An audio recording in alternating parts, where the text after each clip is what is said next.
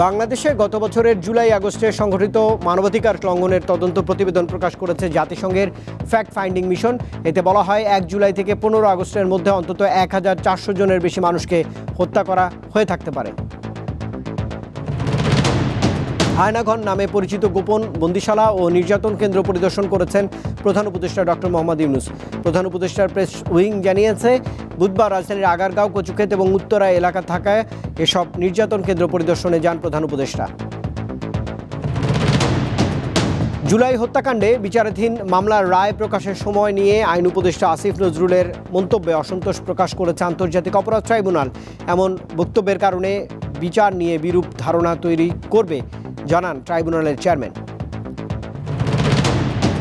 পিলখানায় BDR বিদ্রোহের ঘটনায় চাকরিচ্যুতদের পুনর্বহাল সহ 8 দফা দাবি জানিয়েছে ভুক্তভোগীরা।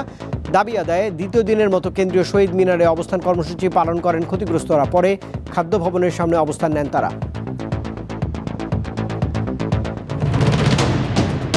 শুধু গ্রুপ পর্ব নয়, বাংলাদেশ চ্যাম্পিয়ন্স ট্রফি জয়ের সামর্থ্য রাখে বলে জানিয়েছেন অধিনায়ক নাজমুল হোসেন শান্ত। দেশ ছাড়ার আগে আনুষ্ঠানিক সংবাদ সম্মেলনে এসব কথা বলেন বাংলাদেশ দলের অধিনায়ক।